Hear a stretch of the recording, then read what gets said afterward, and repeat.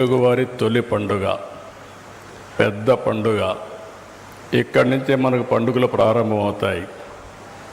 ఇప్పుడే గరికపాటి నరసింహరావు గారి సూక్ష్మంగా ఒక్క నిమిషమే విన్నాను. ఆయన ఒక్క నిమిషంలో కూడా మాట్లాడింది విలువల గురించి మాట్లాడాడు. ఆయన చెప్పిన మాట ఎంత బాగా చెప్పాడంటే, మన బాధ్యత ప్రజలుగా చేస్తే, ప్రభుత్వ బాధ్యతలు చేస్తే ఏ సమస్యలు లేకుండా ముందుకు పోయే పరిస్థితి వస్తుంది. మీరందరూ మీకు ఎక్కడ కూడా డ్యూస్ లేకుండా పన్నులు కట్టమని చెప్పాడంటే ఆయన్ని మనస్ఫూర్తిగా అభినందిస్తున్నా. ఇప్పుడు అందరం ఏం చేస్తున్నామంటే, నాకేమిస్తారో చెప్పమంటున్నారు. మీరు చేయవలసిన పనులు మర్చిపోతున్నారు. అదే మరిగా వెంకయ్యనాయుడు గారు ఆవేదన చూశారు మీరంతా. ఆ ఆవేదన చూస్తే వారిలో ఒక తపన ఉంది. దేశం గురించి, సమాజం గురించి, మన రాష్ట్రం గురించి అనునిత్యం తపన పడే వ్యక్తి వెంకయ్యనాయుడు గారు. మనందరం గుర్తుపెట్టుకోవాల్సింది, పండుగలన్నీ కూడా మన భారతదేశ సంస్కృతిలో భాగం. ఇవన్నీ మన వారసత్వం. ఈ సాంప్రదాయాలు మనం ఒకసారి చూసుకుంటే, ఈరోజు వేదిక పైన మీరు చూశారు, 6 రకాలైన వస్తువులతో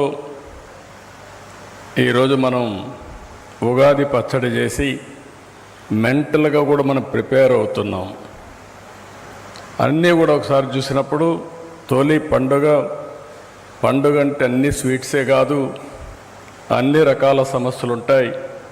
ఈ సమస్యలను ఎదుర్కొనే సంస్కృతి, సాంప్రదాయాలు మనకిచ్చింది మన సమాజం, మన కుటుంబ వ్యవస్థ అని చెప్పి కూడా నేను మీకు తెలియజేస్తున్నా.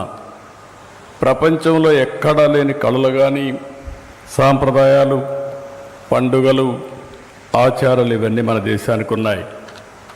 ఈరోజు ఎంత పవర్ఫుల్గా ఉన్నామంటే, వేరే దేశంలో ఉండే వ్యక్తులు కూడా మన సాంప్రదాయాల్ని, మన సంస్కృతిని పాటించే పరిస్థితికి వచ్చారంటే అదే భారతదేశం యొక్క గొప్ప చరిత్ర. అది ఏ దేశానికి లేనటువంటి పెద్ద సంపద అని చెప్పి కూడా నేను మీకు తెలియజేస్తున్నా.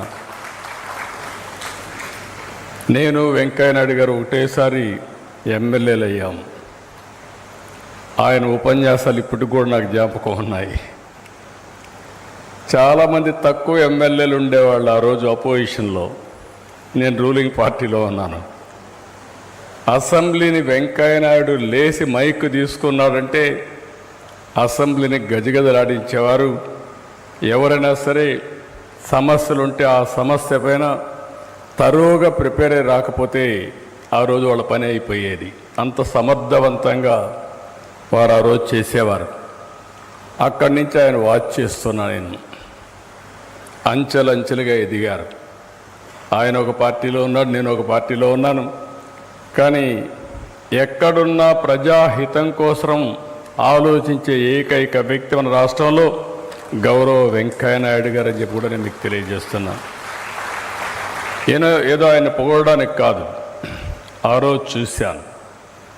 ఎన్టీ రామారావు గారిని ముఖ్యమంత్రిగా తొలగించిన రోజున అందరికంటే ముందొచ్చి నేను నిలబడి 30 రోజులు పోరాడి మళ్ళీ ఎన్టీ రామారావు గారు ముఖ్యమంత్రి అయిన తర్వాతనే ఇంటికి వెళ్ళిన వ్యక్తి వెంకయ్యనాయుడు గారు అని చెప్పి మీకు తెలియజేస్తున్నా. ఆయన కొన్ని సిద్ధాంతాలు ఉన్నాయి. సిద్ధాంతాలకు కట్టుబడి పనిచేశాడు. అందుకే కేంద్రంలో బీజేపీ దేశ అధ్యక్షుడిగా పనిచేసే పరిస్థితికి వచ్చారు. అదే సమయంలో మంత్రిగా పనిచేశాడు.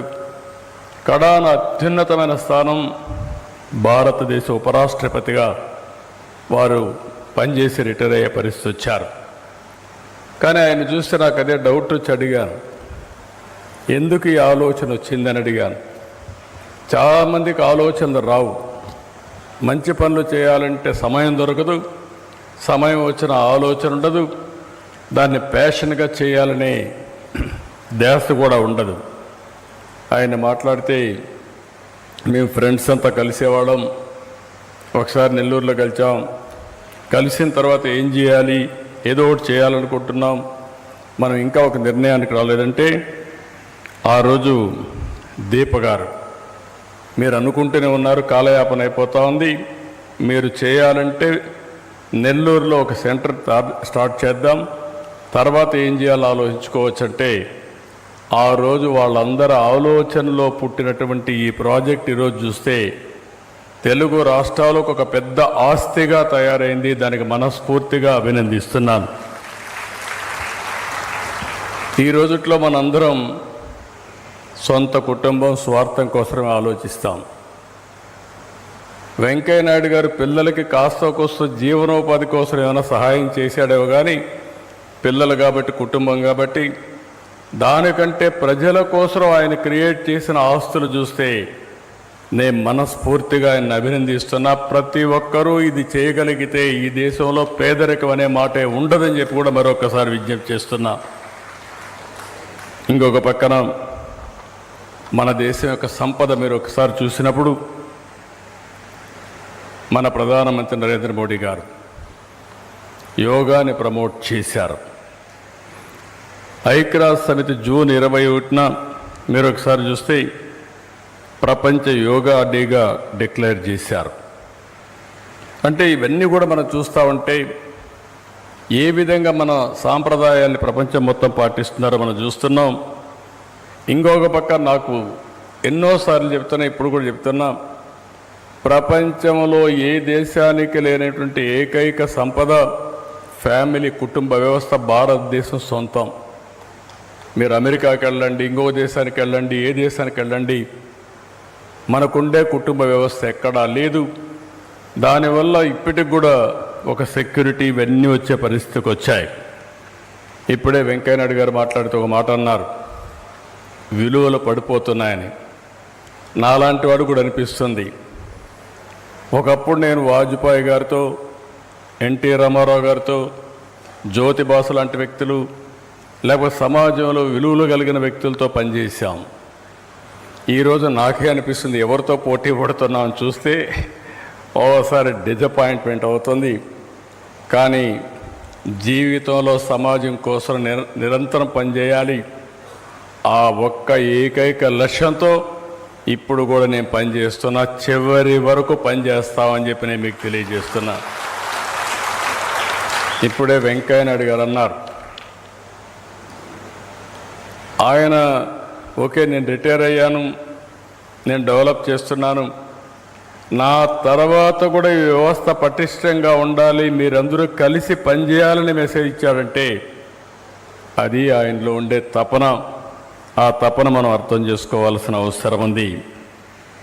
ఈరోజు స్వర్ణ భారతి ట్రస్ట్ నడవడం అంత ఈజీ కాదు, నడపడం అంతకంటే ఈజీ కాదు. ఎందుకంటే దీనికి కావలసినటువంటి ఒక మేనేజ్మెంట్ కానీ, ఆర్గనైజేషన్ కానీ, కోఆర్డినేషన్ కానీ ఇవన్నీ చేయాల్సిన అవసరం ఉంది. ఇవన్నీ కూడా నేను మేనేజింగ్ ట్రస్టీ దీపా వెంకట్ గారిని మనస్ఫూర్తిగా అభినందిస్తున్న. ఒక మహిళ సమర్థవంతంగా ఈ ట్రస్ట్ని మేనేజ్ చేస్తున్నారు. చాలామంది ప్రైవేట్ పార్ట్నర్షిప్ అంతా పెట్టి చేశారు.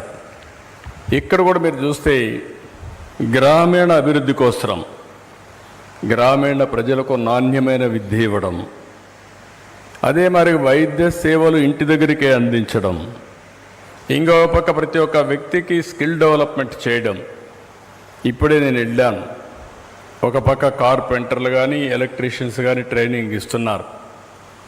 ఇంకో పక్కన ఈరోజే ఎర్రాప్రగడ ఈ యొక్క ల్యాబొరేటరీ ఒకటి పెట్టి సువన్ సహకారంతో ప్రాక్టికల్ ట్రైనింగ్ కూడా ఇస్తూ వాళ్ళని ప్రయోజకులుగా చేసి ఉద్యోగాలు రావడం కోసం పనిచేస్తున్నారు. ఆ పిల్లలతో నేను ఇంటరాక్ట్ అయ్యాను. వాళ్ళందరూ కూడా నిన్నటి వరకు మీరు ఆలోచిస్తే ఎక్కడన్నా కానీ గవర్నమెంట్లో ఒక చిన్న అటెండర్ ఉద్యోగం వస్తే చాలు అనుకునే పిల్లలు, మేము కూడా ఒక ఆంటర్ప్రెన్యూర్ అవుతాం, మా ఊర్లో ఉండే వ్యవసాయ ఆధార పరిశ్రమలు పెట్టి మేము 10 మందికి ఉద్యోగాలు ఇస్తామని గ్రామాల్లో ఉండే పిల్లలు ఆలోచిస్తున్నారంటే దానికి స్ఫూర్తి ఇచ్చినటువంటి స్వర్ణ భారతిని, ఈ మేనేజ్మెంట్ ట్రస్ట్ని కూడా మనస్ఫూర్తిగా అభినందిస్తున్నానని చెప్పి కూడా నేను మీకు తెలియజేస్తున్నా. 4వ ఆశయం వీళ్ళు పెట్టుకున్న ఆశయం మీరు చూస్తే సంస్కృతి సాంప్రదాయాల్ని కాపాడుతూ దీన్ని భావితరాలకు అందించే కార్యక్రమానికి కూడా శ్రీకారం చుట్టారు. ఇవన్నీ ఏ ప్రయత్నం కూడా ఒక చిన్నగానే ప్రారంభం అవుతుంది. మొట్టమొదటిసారిగా నెల్లూరులో ఒక చిన్న ఐడియా 2001లో ప్రారంభించారు వెంకటాచలంలో. అక్కడి నుంచి ఆ క్యాంపస్లో చూస్తే పాఠశాల కానీ, ఆరోగ్య సంరక్షణ కేంద్రం, డెంటల్ హాస్పిటల్, కంటి ఆసుపత్రి, అనాథ పిల్లల కోసం ఒక ఆశ్రమం, వృద్ధాశ్రమం, స్కిల్ డెవలప్మెంట్ సెంటర్, కంప్యూటర్ కేంద్రం ఇవన్నీ పెట్టారు. అక్కడి నుంచి నిన్నే నేను చూశాను. నేను కూడా ఆ రోజు వచ్చాను. 2014-16 ప్రాంతంలో వచ్చి ఈ సెంటర్ ఓపెన్ చేశాం. ఇది అయిన తర్వాత 2015లో హైదరాబాద్ కూడా ఒక చాప్టర్ పెట్టారు. అంటే ఇవన్నీ కూడా నేను ముఖ్యమంత్రిగా ఉన్నప్పుడు ఒక్కరోజు వచ్చి మా ట్రస్టుకు ఈ పని చేయండి, భూమి ఇవ్వమని అడగని వ్యక్తి గౌరవ వెంకయ్య నాయుడు గారు అని చెప్పి నేను మీకు తెలియజేస్తున్నా. ఈ భూమి కూడా కొనుక్కున్నారు. ఈ భూమి కూడా కొనుక్కొని ముందుకు పోయారు. ఇలాంటి కార్యక్రమాలు చేస్తూ ముందుకొచ్చి బ్రహ్మాండమైన కార్యక్రమాలతో ముందుకు పోతున్నారు. ఈరోజు ఇక్కడ కూడా మీరు చూస్తే 20-25 కార్యక్రమాలు చేస్తున్నారు. 350 మంది స్టూడెంట్స్ని ట్రైన్ చేస్తున్నారు. ఎక్కడికక్కడ ఈ ట్రైనింగ్ ఇవ్వడంలో కూడా ఫ్రీగా భోజనం పెట్టడం, ట్రైనింగ్ ఇవ్వడం, అకామిడేషన్ ఇవ్వడం, సర్టిఫికెట్స్ అన్నీ ఇచ్చి మళ్ళీ పోయిన తర్వాత